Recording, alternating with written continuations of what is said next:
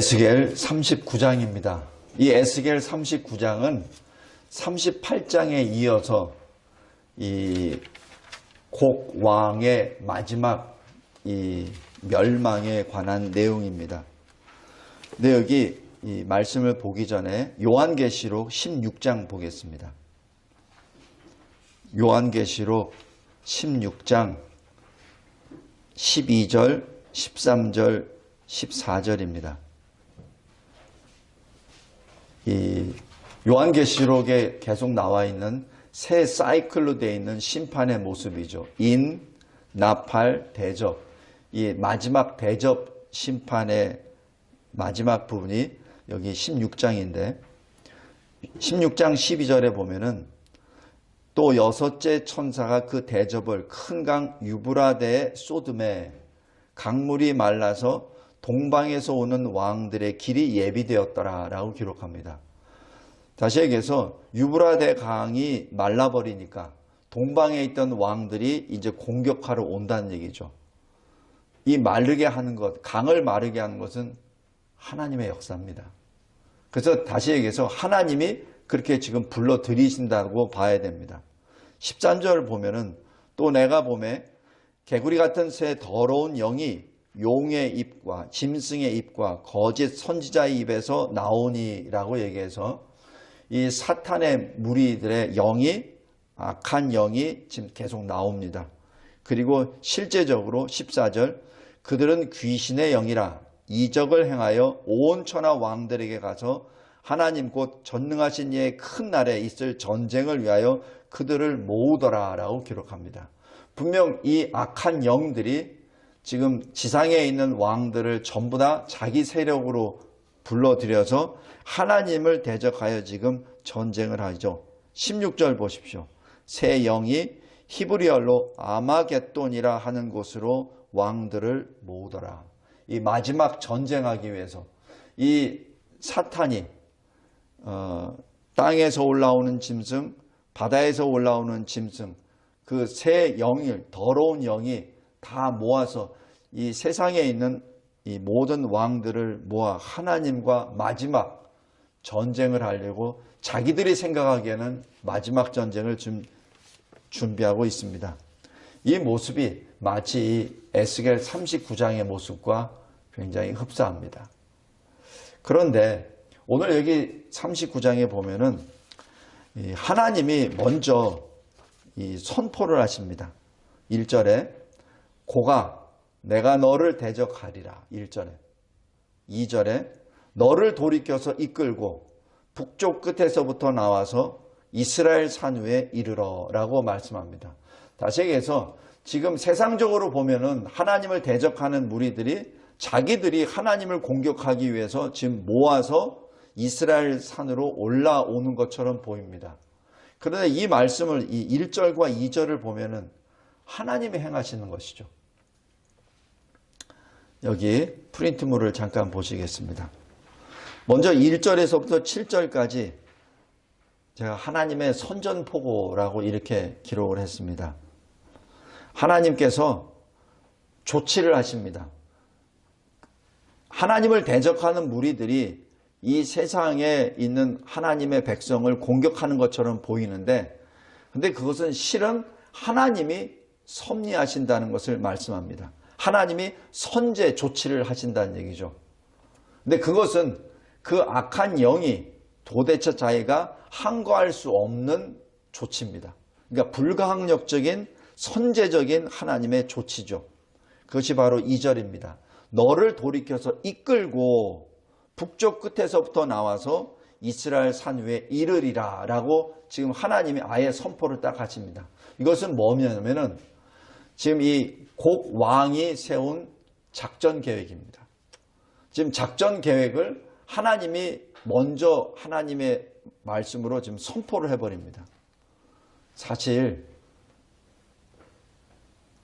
내가 작전 계획을 짜서 적을 공격하려고 하는데 적 대장이 나에게 나의 작전 계획을 미리 다 말하고 부르면은 이 공자는 어떤 심정이 되겠습니까?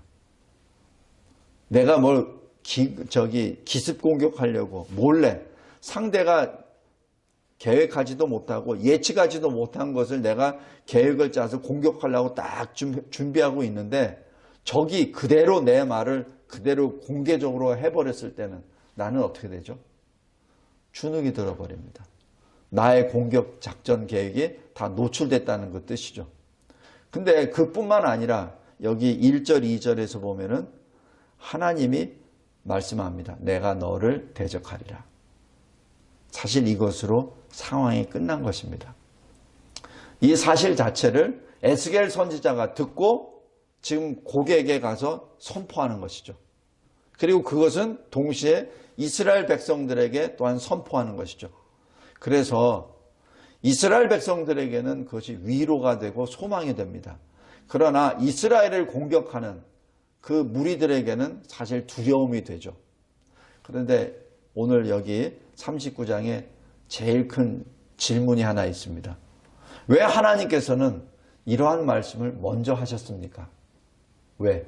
그리고 하시려면은 그냥 이스라엘 사람들에게만 전하면 되실 텐데 굳이 이스라엘을 공격하는 대적들에게 미리 알려주시는 이유는 무엇입니까? 그죠? 원래 전쟁할 때는 상대에게 그런 거 알려주지 않잖아요. 근데 오히려 그들에게 먼저 알리라고 선지자를 그렇게 보내십니다. 오늘 첫 번째 주제 바로 이겁니다. 왜 하나님은 하나님의 백성을 대적하는 곡 왕에게 이 말씀을 전하라고 하셨는지. 자, 그럼 그 말씀을 보겠습니다. 먼저 2절에 보면은 너를 돌이켜서 이끈다고 말씀하십니다. 너희들이 작전 계획을 세워서 이스라엘을 공격한다고 생각하는데 그것이 아니라 실은 내가 너희를 이끈 것이다. 그리고 3절 전쟁 전에 무장 해제를 당하고 맙니다. 3절에 보십시오. 너 곡왕아 네 활을 내가 쳐서 너의 왼손에서 떨어뜨리고 내 화살을 내 오른손에서 떨어뜨리라. 그게 뭐죠? 요새 말로 하면은 총을 들고 쏘려고 하는데 총을 들을 그 왼손을 떨어뜨려 버리고 그래서 총이 떨어지고 오른손에 있는 탄창이나 탄약이 다 땅에 떨어져 버린다는 얘기입니다. 그건 뭐죠? 더 이상 싸울 능력이 없다는 것이죠. 전쟁도 하기 전에 무장해제를 당하는 것입니다. 다음에 셋째로 4번을 보십시오. 4절 내가 너를 각종 사나운 새와 들짐승에게 넘겨 먹게 하리라. 전쟁이 끝났다는 얘기죠. 전쟁도 하기 전에 너희들은 이 새와 짐승들의 먹이가 될 것이다 라고 말씀합니다. 그리고 5절에 보십시오. 네가 빈들에 엎드러지리라. 여기서 빈들은 광야입니다. 아무것도 없는 데서 너희들은 쓰러지리라. 그리고 하나님이 말씀하십니다. 이것은 반드시 이루어지리라. 왜? 내가 말하였기 때문이다. 지금 말씀으로 천지를 창조하신 하나님께서 이 말씀을 하셨기 때문에 이것은 반드시 일어날 것이라는 그 말씀이죠. 그리고 딱 마침표를 하십니다. 주 여호와의 말씀이니라. 그뿐만 아닙니다. 6절에 보십시오. 내가 또 불을 너 곡의 나라 마곡과 네가 지금 다스리고 있는 각종 섬들에게 불을 내리리라. 그래서 그들도 마찬가지 심판을 받으리라. 그리고 그들이 내가 여호와인 줄 알 것이다 라고 말씀합니다. 성도 여러분, 이것이 하나님의 심판입니다. 그래서 7절에 그 하나님의 심판을 통하여 내가 내 거룩한 이름을 내 백성 가운데 알게 하고 다시는 내 거룩한 이름을 더럽히지 아니하리라 라고 선언을 해버리십니다. 지금 이스라엘 백성들이 왜 하나님의 이름을 더럽혔죠? 우상 숭배하고 하나님 말씀을 순종하지 않았기 때문에 하나님의 거룩한 이름을 예루살렘 성전에서 더럽혔고 그리고 그 징계를 받고 있는 바벨론의 가족까지도 그 사실을 알지 못하기 때문에 또 하나님의 이름을 더럽혔고 그래서 하나님이 이제는 완전히 선언하십니다. 더 이상은 내 거룩한 이름을 더럽히지 아니하리라 라고 1절부터 7절까지 하나님이 선전포고하시는 그 내용을 지금 결론으로 내렸습니다. 두 번째, 8절에서 22절까지 하나님의 심판의 역사입니다. 8절에 보십시오.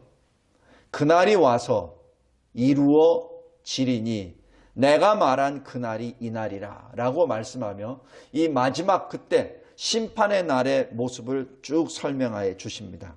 10절 보십시오. 멸망입니다.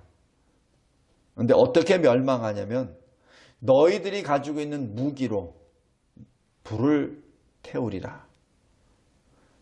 그래서 이 이스라엘 백성들이 더 이상 이 나무를 자르거나 나무를 모아서 태우는 것이 아니라 너희들이 가지고 있는 무기를 가지고 태우리라.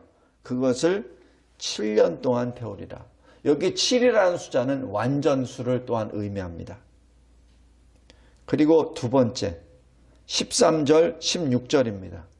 이제 이 곡 왕의 부하들이 다 광야에 다 엎어져 버렸으니까, 엎드려졌으니까 다 죽었죠.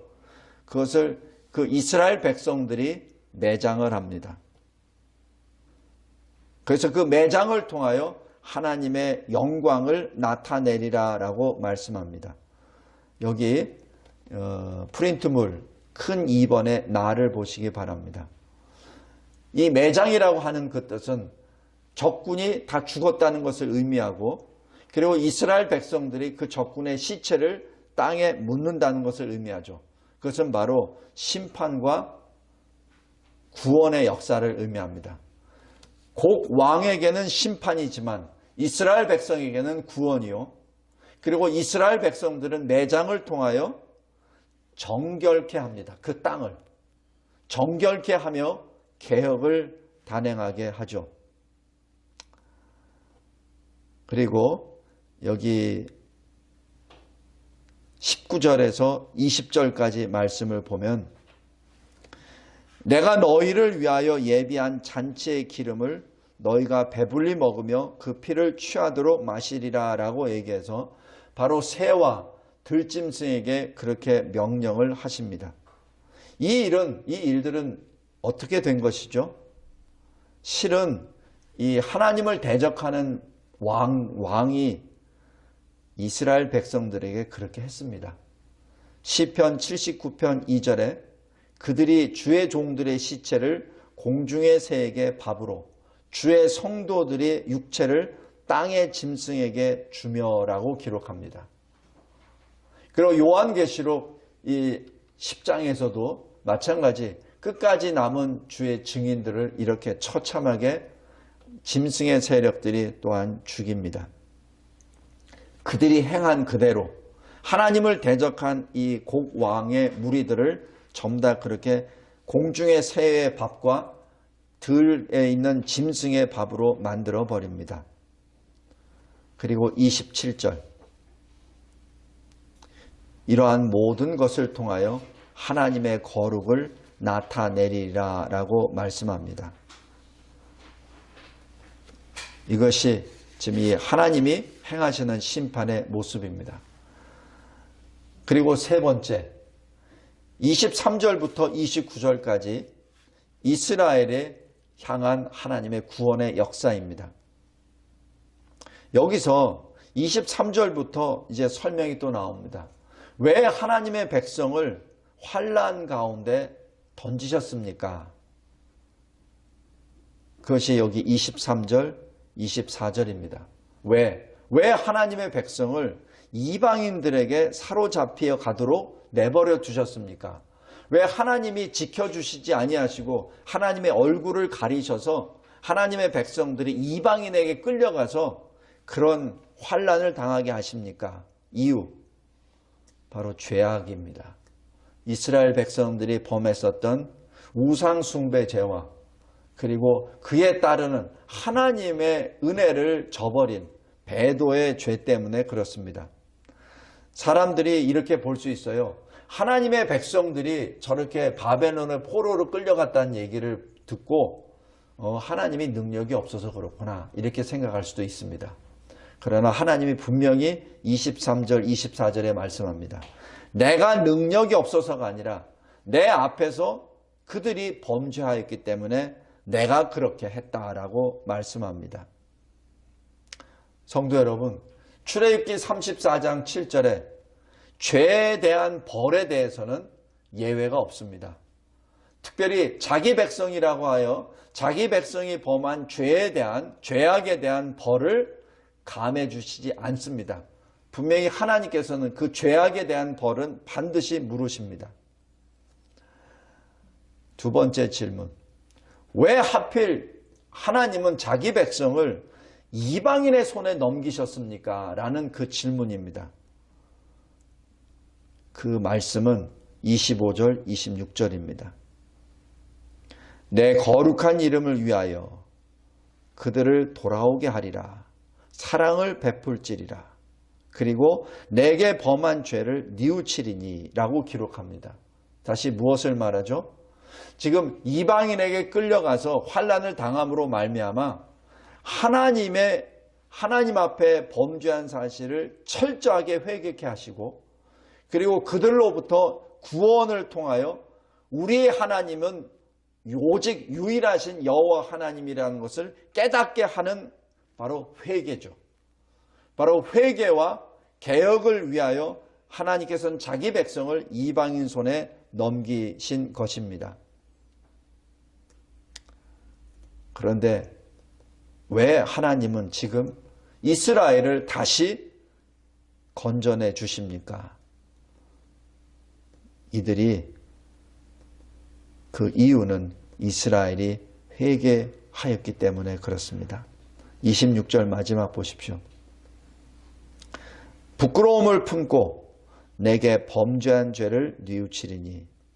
그래서 27절, 그들을 만민 중에서 돌아오게 하고 적국 중에서 모아내어 많은 민족이 보는 데에서 그들로 말미암아 나의 거룩함을 나타낼 때라라고 기록합니다. 다시 얘기해서 하나님께서 그들의 마음을 새 마음으로, 그들에게 새 영을 부어주셔서 자신들이 행한 모든 일에 대하여 회개하고 하나님께로 돌아오는 개혁의 역사를 보이기 때문에 하나님이 그 때에 맞춰서 지금 구원해 주신다는 그 말씀입니다. 그리고 하나님께서는 그 모든 것을 이제 결론을 지으십니다. 그것이 27절부터 29절 말씀입니다. 나의 거룩함을 나타낼 때라라고 말씀하며 28절에 내가 그들을 모아 고국 땅으로 돌아오게 하고 어느 한 사람도 이방에게 남기지 아니하리라.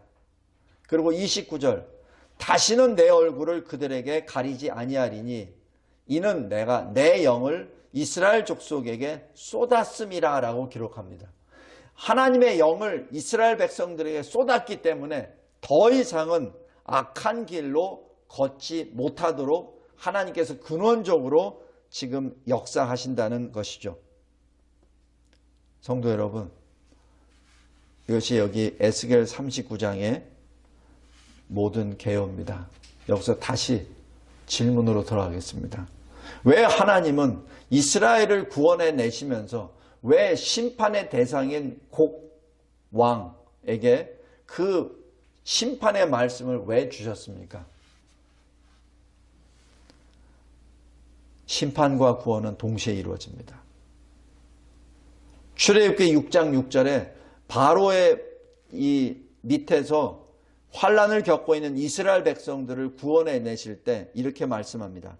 여러 큰 심판들로서 너희를 속량하여. 다시 여기서 바로와 이 애굽에게는 심판이지만 모세와 이스라엘 백성에게는 구원의 역사입니다. 그래서 심판과 구원의 역사는 같은 시간과 공간 속에 일어나죠. 심판과 이 구원은 동시에 일어납니다. 그런데 하나님께서는 심판의 대상에게 이렇게 말씀해 주십니다. 이유, 그들도 또한 구원을 받을 대상들이 그 안에 있기 때문에 그렇습니다. 하나님께서는 죽을 자가 죽는 것도 기뻐하지 아니하시고 그들이 돌이켜서 구원을 받기를 원하십니다. 에스겔 18장 32절입니다. 그래서 에스겔 선지자를 통하여 곡 왕에게 심판의 역사를 미리 말씀해 주신 것은 너희들이 아무리 하나님을 대적하고 너희들이 아무리 하나님의 백성을 대적한다 하더라도 너희들의 그 결국은 멸망이라는 사실이죠. 그 결과 뭐죠? 너희들이 더 이상 존재할 수가 없기 때문에 회개하라는 얘기입니다. 돌아오라는 얘기입니다. 만약에 그런 마음이 없다면 아무 의미 없이 그냥 쓸어버리시면 됩니다. 근데 하나님께서는 곡 왕에게 마지막으로 그 말씀을 하십니다. 회개하라고. 성도 여러분, 심판과 구원은 동시에 일어납니다. 그러나 하나님께서는 그러한 심판의 대상에게까지도 그 안에서도 구원받을 사람들이 있기 때문에 끝까지 구원의 메시지를 거기다 주십니다. 마치 요한계시록에 하나님의 심판이 임할 때 독수리가 나르면서 화 있을지어다, 화 있을지어다, 화 있을지어다 라고 말씀하는 그것과 똑같습니다. 바벨론 성이 무너지기 전에 하나님께서 또 말씀을 주십니다. 내 백성아 거기서 나오라 라고 말씀하신 것과 똑같습니다. 하나님께서는 이방인의 충만한 수가 돌아오기까지 이스라엘이 더러는 우둔하게 해주셔서 온 이스라엘이 구원을 다 받게 역사를 하십니다. 로마서 11장 25절 26절입니다. 그래서 구원에 있어서는 혈통상의 이스라엘만 되는 것이 아니라 예수 그리스도를 믿는 모든 사람들은 구원의 대상이 됩니다. 그것이 유대인이 됐든 아니면 헬라인이 됐든 이방인이 됐든 아무 상관이 없죠. 비록 하나님을 대적하는 마곡의 그 나라가 됐다 하더라도 거기에 분명히 예수를 믿는 사람은 구원의 역사를 받기 때문에 그렇습니다. 말씀을 맺겠습니다. 이 시대도 마찬가지입니다. 이 시대에도 우리가 생각할 수 없는 예측하지 못했던 많은 일들이 계속 벌어지죠. 그러면서 많은 사람들이 가슴을 치면서 애통하게 여깁니다. 그런데 물론 애통하게 여기는 것은 반드시 있어야 됩니다. 그러나 우리는 슬퍼하더라도 낙심과 좌절하면서 슬퍼하는 것이 아니라 하나님이 우리를 영생의 길로 구원해 주신다는 그 사실을 감사로 받고 소망을 가지고 그 마지막 때를 기다립니다. 그 마지막 때는 그리스도 밖에 있는 자에게는 두려움의 때입니다. 공포의 때입니다. 그러나 그리스도 안에 있는 사람들에게는 마라나타입니다. 오 주여 오시옵소서. 바로 주의 날, 그 마지막 심판의 날을 소망하며 기다리는 것이 그리스도인의 참 모습입니다. 성도 여러분, 우리가 구원을 얻는 것은 오직 예수 그리스도를 믿음으로 말미암아 구원을 얻습니다. 혈통상의 유대인과 이방인의 구별이 없고 오직 예수 그리스도를 믿음으로 우리는 아브라함의 후손이요 자손이요 그리고 그리스도께 속한 구원을 받은 자들입니다. 예수는 그리스도시요 살아계신 하나님의 아들이십니다 라는 신앙 고백으로 부활이요 생명이요 그 길이신 주님 앞에 엎드릴 때 우리는 새 생명을 받고 다시 하나님의 백성으로 우리는 진영을 갖추게 됩니다. 오늘 에스겔 39장 두려운 말씀입니다. 그리고 요한계시록에 나와 있는 마지막 아마겟돈 전쟁을 대비하는 하나님을 대적하는 무리들의 그 무리들인 것도 합니다. 그러나 하나님이 행하시는 역사는 이미 다 하나님의 손안에 모든 것이 다 드러나 있습니다. 그 누구도 하나님을 대적할 수 없습니다. 요즘에 보이지 않는 어떤 세력이라는 것을 막 말을 하며 하나님보다도 더 큰 세력으로 막 이렇게 생각하는 경향이 있습니다. 근데 그것은 사실 부질없는 것입니다. 아무리 이 세상을 조종하고 이 세상을 장악하고 어떤 세력이 됐다 하더라도 어떤 그 강압적인 세력이 있다 하더라도 오늘 말씀처럼 다 하나님이 행하시는 길로 그들은 올 수밖에 없습니다. 그들이 아무리 힘센 거라고, 그들이 역사를 조정하고, 그들이 우리 인간의 사상을 조종하고, 나라의 권세들을 조종하고 한다 하더라도 그 모든 것은 하나님의 손 안에서 이루어집니다. 아마겟돈 전쟁을 일으키는 더러운 개구리 영과 같은 사탄의 영들과 그 아류들이 모아서 자기들이 모든 힘을 모은다 하더라도 그것은 하나님의 손 안에 있습니다. 여기 마지막 전쟁, 이 마곡의 왕 곡이 하나님을 대적하기 위해서 이스라엘 산 위로 올라가는 것처럼 보이지만 실은 하나님이 그들을 부르신 것이죠. 성도 여러분, 세상이 악해져 가는 것은 분명합니다. 그러나 두려워하지 말기 바랍니다.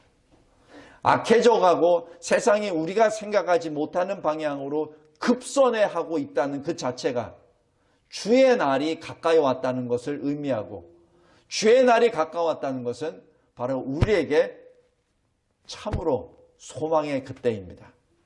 우리가 기다리는 그날입니다. 두려워하지 맙시다. 무서워하지 맙시다. 오히려 담대히 그날을 기다립시다. 말씀과 기도로 기다립시다. 물론 이 나라가 공산화되는 것에 대하여 마음을 찢으며 하나님께 기도하고 회개하는 것은 당연히 해야 됩니다. 그러나 두려움으로 기도하지 마십시오. 소망으로 기도하십시오. 무서워서 어쩔 줄 모르는 그러한 마음이 아니라 주의 날이 가까이 왔음을 기쁨으로 감사함으로 받고, 그리고 그 환난을 기쁨으로 받으십시다. 왜냐하면 심판과 구원은 동시에 일어납니다.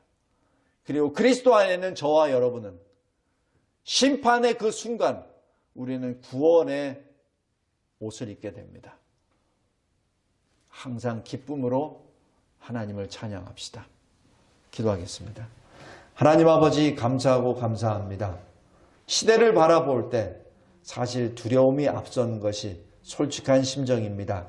그러나 오늘 에스겔 39장 말씀을 통하여 그 심판 가운데, 그 하나님의 권능이 나타나는 그 가운데 하나님의 백성들을 하나님이 친히 구원해 주시고, 구원뿐만 아니라 회복시켜 주시고, 또 하나님께서 행하신 심판의 그 역사, 그 더럽혀진 땅을, 매장을 통하여 다시 정결케 한다는, 하나님의 백성들을 통하여 정결케 한다는 그 말씀을 우리에게 주심에 진심으로 감사합니다. 심판과 구원은 동시에 일어난다는 그 말씀, 그리고 그리스도 안에 있는 모든 주의 백성들에게는 구원의 역사, 영생의 역사, 천국의 소망의 역사가 우리 앞에 전개된다는 그 사실을 알려주심에 감사합니다.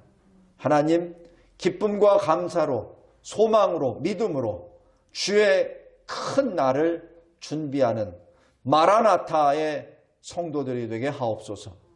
예수 그리스도의 이름으로 기도드리옵나이다. 아멘.